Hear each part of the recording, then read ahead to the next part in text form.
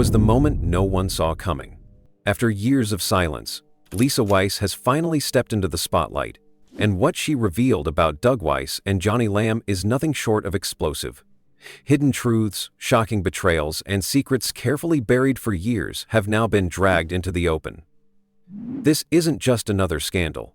It's a revelation that could shatter reputations, shake a ministry to its core, and leave their legacy in ruin. This changes absolutely everything. For years, Lisa Weiss lived in the shadows, holding together the life she thought she and Doug had built.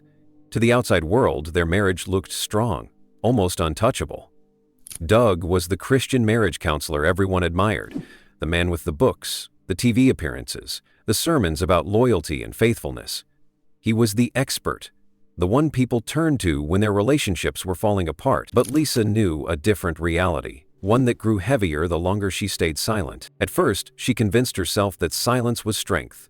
She told herself she was protecting her family, protecting Doug's ministry, protecting the image they had worked so hard to create. Whenever she felt invisible, when Doug's eyes were always on the next project instead of her, she prayed harder and told herself to be patient. She waited for him to notice, to reach back, to choose her again. But instead of reconnecting, the distance grew. The man who once shared his dreams with her now shared them with cameras, congregations, and crowds of strangers who believed he was the perfect husband. The turning point came not with one dramatic betrayal, but with a series of quiet absences that added up to something she could no longer ignore. Lisa began to realize that while she was fighting to hold on, Doug had already let go.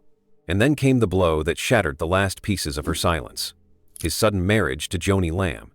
Just months after their divorce was finalized, Doug was standing beside another woman, smiling for photographs, presenting a new love story to the world. For Lisa, it felt like her 30 years of loyalty had been erased in an instant. Breaking her silence wasn't about revenge. Lisa said it herself. She wasn't trying to destroy anyone. She was trying to reclaim her voice after years of being unseen. She spoke honestly about the pain of being left behind while Doug built his platform, about the confusion of watching him preach faithfulness while she lived in loneliness. Her words weren't polished, they weren't rehearsed. They carried the raw ache of a woman who had given everything and received silence in return. When Lisa finally spoke, people listened. Some were shocked, others skeptical, but no one could ignore the calm conviction in her voice. She wasn't out to win an argument, she was out to tell the truth. Her truth, even if it made others uncomfortable. And in doing so, she took the first step toward healing, reminding herself and the world that she was no longer invisible. She had a voice, and she was finally ready to use it. When Doug Weiss and Joni Lamb stood side by side and announced their marriage, it was supposed to be a celebration, a story of two people finding love after seasons of loss and heartbreak. But instead of being welcomed as a fairy tale ending, the marriage quickly became one of the most controversial moments in their lives. What should have been a joyous occasion was clouded by whispers, suspicion, and a flood of unanswered questions that refused to go away. For Lisa Weiss, Doug's ex-wife, the marriage wasn't just shocking. It was painful. After over 3 decades of life together, supporting his ministry, raising their children, and standing by his side, she suddenly found herself replaced in the public eye. It wasn't just the fact that Doug had remarried, but the speed of it. Barely months after their divorce papers were finalized, he was walking down the aisle again, this time with Joni, a woman who wasn't just anyone, but a well-known Christian broadcaster and the widow of Marcus Lamb. The timing was hard to ignore. People began asking questions almost immediately. How had Doug moved on so quickly? Had there been something happening between him and Joni long before the divorce? The way they seemed so comfortable with each other, so ready to start a new chapter, didn't look like the beginning of a brand new relationship. It looked rehearsed, like something that had already been in the works. Lisa herself admitted that her instincts told her this wasn't sudden. It felt planned, as though the seeds of this new relationship had been planted while she was still fighting for her marriage. To the public, the optics were troubling. Doug had built his reputation as a Christian marriage counselor, writing books and speaking on stages about faithfulness, commitment, and fighting for your spouse. People admired him because they believed he lived out the values he preached. But when his marriage to Lisa collapsed quietly in the background, followed so quickly by his highly publicized wedding to Joni, that image cracked. If he hadn't been able to honor his own marriage, how could he claim to guide others in theirs? For Joni, the marriage also raised doubts. She had lost Marcus, her husband and co-founder of Daystar, only a short time earlier. Many in her audience sympathized deeply with her grief and admired her for carrying on his legacy. But when she remarried Doug so quickly, the sympathy began to turn into skepticism. Some felt she had moved on too fast, while others wondered whether her relationship with Doug had already begun before Marcus had even passed away. In Christian circles where appearances and timing carry a heavy weight, those doubts hit hard. Behind the polished photos and smiling announcements, there were personal fractures too. Members of Joni's own family reportedly struggled with the marriage. Her children, still grieving the loss of their father, felt as though their mother had rushed into something new before they could even begin to process their own pain. To them, it wasn't just about their mother's happiness. It was about loyalty to the legacy Marcus had built and the values their family had always stood for. The controversy only grew as stories began to circulate about phone calls, arguments, and the hidden sides of Joni that few had ever seen. Lisa herself shared that she once spoke to Joni directly and was stunned by the anger she heard, a tone far different from the calm, composed personality viewers knew from television. Those stories added fuel to the fire, painting a picture of a union that wasn't built purely on healing and love, but on secrecy, tension, and unresolved conflicts. The church community was split. Some defended the couple, saying, grief doesn't follow a clear timeline and that both Doug and Joni deserved a second chance at happiness. Others weren't so forgiving. To them, the marriage represented hypocrisy, a counselor who couldn't keep his own vows, and a Christian leader who seemed to abandon her family's mourning for the sake of a new relationship. Social media filled with debates, comment sections turned into battlegrounds, and YouTube videos dissected every timeline, every photo, and every statement the couple made. For Doug, the silence was telling. He didn't address Lisa's pain publicly, nor did he speak about the quick shift from one marriage to another. He carried on with his work, writing and speaking as though nothing had changed. But in that silence, people filled the gaps with their own assumptions, and those assumptions weren't kind. They wondered if Doug had been emotionally unfaithful long before the papers were signed, if his words about covenant love were just part of the polished image he sold to the world. For Joni, the marriage raised deeper questions about her leadership at Daystar. The network had been built on values of faith, family, and loyalty, values that now seemed to clash with her personal choices. Some longtime supporters began to distance themselves, no longer sure if they could trust the leadership that once seemed so steady. Donations reportedly began to waver, and the credibility of the network itself was put at risk. The marriage that was supposed to symbolize healing and new beginnings instead became a flashpoint for division. It stirred conversations not only about Doug and Joni's personal lives, but about the larger issue of integrity in leadership. Could a ministry survive when its leaders were under this kind of scrutiny? Could trust be rebuilt when the timeline of love and loyalty didn't add up? In the end, the marriage raised more questions than answers. Was it love born out of grief, or was it something that had been hidden long before the public ever saw it? Was it a fresh start, or the final chapter of secrets that could no longer stay buried?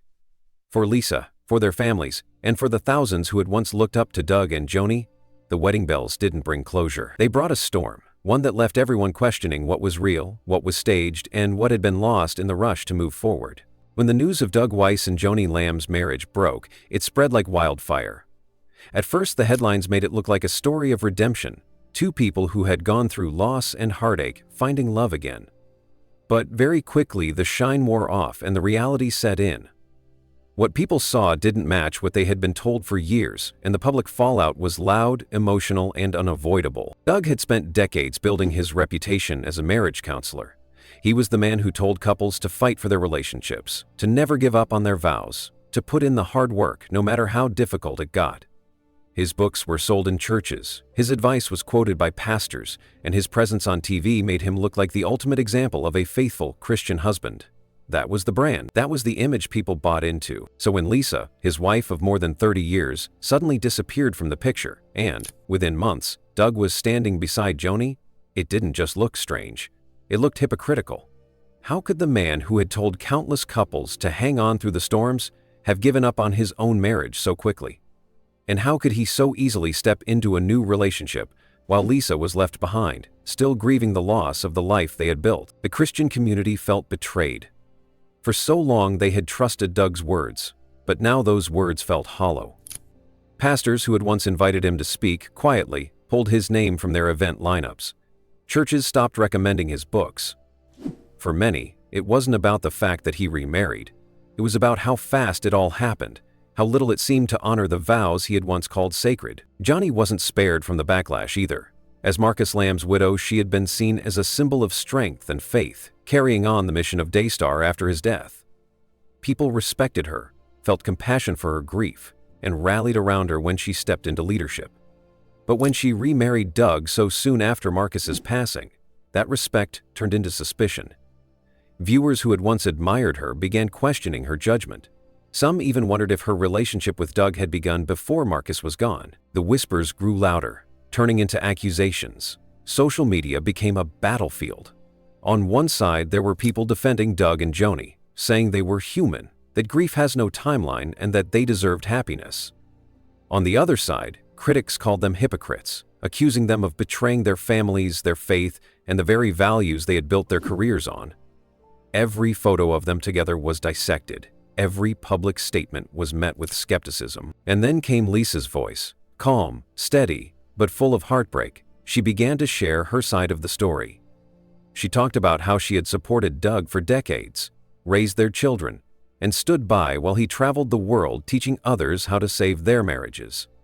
She revealed the loneliness she felt, the emotional neglect, the way he seemed more present for strangers than for his own wife. Her words struck a chord. People began to see the story differently, not as a fairy tale romance, but as a story of betrayal and silence. The hypocrisy wasn't just in Doug's quick remarriage. It was in the way both he and Joni seemed to carry on as though nothing was wrong, smiling for cameras, posting polished photos, and presenting themselves as a power couple, while ignoring the pain their actions had caused. To many, it looked like they were more interested in protecting their brand than living with integrity. Supporters of Daystar began to pull back, donations dipped, viewership waned, and critics outside the Christian world seized the opportunity to point out the double standards. Here was a ministry built on faith, family, and loyalty, now fronted by a couple whose actions seemed to contradict those very values. For skeptics, it was proof of everything they had always said about religious leaders being more concerned with image than truth. The fallout wasn't just about reputations, it was about trust. Trust that had taken decades to build was shattered in a matter of months. And in Christian communities, once trust is broken, it's nearly impossible to restore. People felt deceived, like they had been sold an image that didn't match reality. Doug and Joni's silence only made it worse. Instead of addressing the concerns directly, they pressed forward, leaving the questions unanswered and the doubts unresolved. The hypocrisy people saw wasn't abstract. It was personal. Couples who had sat in Doug's counseling sessions now wondered if his advice had ever been real. Viewers who had admired Joni's strength after Marcus's death now questioned whether she had been genuine. For Lisa, it was painful validation.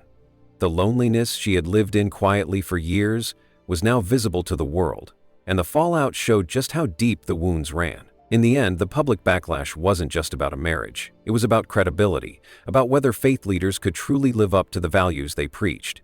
Doug and Joni's story, once painted as redemption, had become a symbol of hypocrisy, leaving a community divided, disappointed, and asking whether the people they trusted most had been honest with them at all. Lisa's decision to finally speak out changed everything. For years, she had been in the shadows, standing quietly behind Doug Weiss while he built his career as a trusted voice in Christian counseling. She was the supportive wife, the one who raised the children, ran the home, and made sure everything stayed in order, while Doug traveled, preached, and told others how to love their spouses better. To the outside world, they looked like the perfect couple, an example of loyalty, teamwork, and faith. But when Lisa finally opened her mouth and shared her truth, that image began to collapse, and the divide it created was impossible to ignore. When Lisa first started sharing, her words didn't come across as angry attacks. She didn't scream or curse. She spoke with a kind of quiet pain, the kind that builds over decades when someone feels unseen and unheard.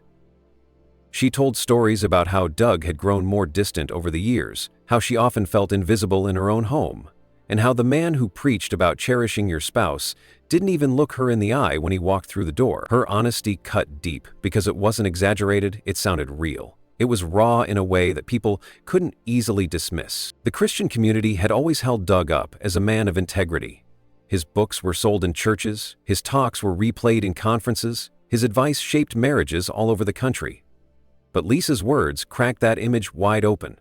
Suddenly, people were forced to ask themselves hard questions. If Doug couldn't live by the very principles he preached, then what did that mean for all the couples who had trusted his guidance? If his own marriage ended not with reconciliation but with a quick remarriage to Joni Lamb, was he ever the man they thought he was? As Lisa's story spread online, the reactions were polarizing. On one side, there was an outpouring of support. Strangers reached out to her, women who had been through similar situations, thanking her for her courage and saying her words gave them strength.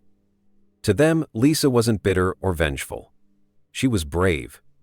She was the voice for all the women who had been overlooked, dismissed, or silenced in their own marriages. She became a kind of symbol, not because she wanted to be, but because people needed someone to show them that telling the truth was possible, even when it was painful. On the other side, though, there was backlash.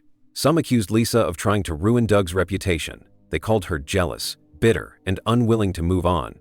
Others said she should have stayed quiet, that airing private struggles in public was unchristian and destructive. The divide between supporters and critics grew quickly, and the conversation around Lisa wasn't just about her anymore. It was about bigger questions of faith, integrity, and whether Christian leaders should be held to a higher standard in their personal lives.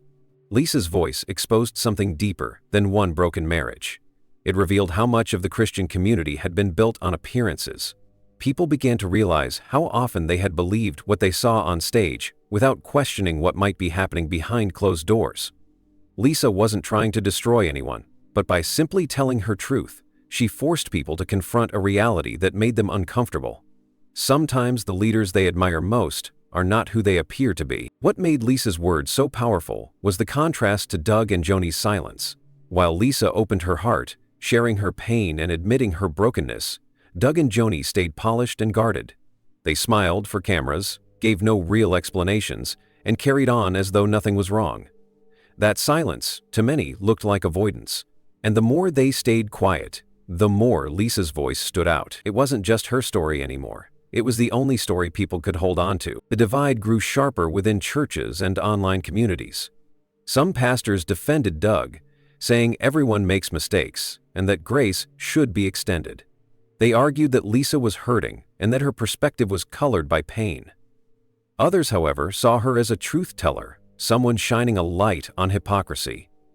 They said that grace doesn't excuse double standards, and that leaders who teach one thing while living another should be held accountable. In many ways, Lisa became the voice that exposed the fracture lines in the community itself. Supporters rallied around her, creating conversations about emotional neglect, the role of women in ministry families, and the hidden cost of being married to someone in the spotlight. Critics doubled down, warning that too much attention on her words could damage ministries and turn people away from faith. What started as one woman's story became a larger debate about transparency, accountability, and what it really means to live out faith in private life. For Lisa personally, the experience was both painful and freeing.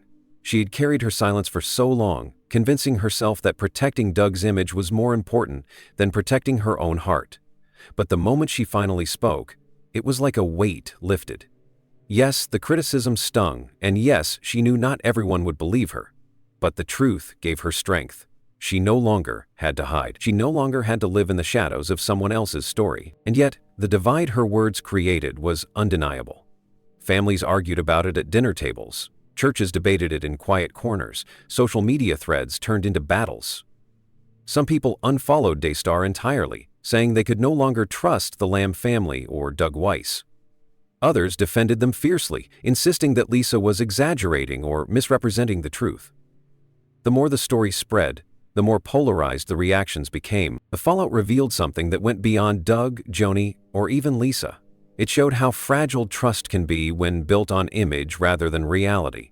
It showed how quickly people can turn when they feel misled, and how desperately they search for someone to believe in when everything they once trusted feels uncertain. For many, Lisa became that person, not because she was perfect, but because she was real. Her voice was messy, emotional, and deeply human, and in a world full of polished statements and staged photographs, That honesty resonated more powerfully than anything Doug or Joni could have said. The growing divide wasn't just about taking sides in a marriage scandal. It was about choosing between polished appearances and raw truth, between a narrative that made people comfortable and a story that made them confront the uncomfortable. In the end, Lisa's voice may not have healed the divide, but it made sure the silence was broken. It forced people to listen, to think, and to question. And for Lisa, that was enough. After years of feeling invisible, she was finally seen. Not as a pastor's wife, not as a supporting character in Doug's story, but as a woman with her own truth, her own strength, and her own voice that could no longer be ignored.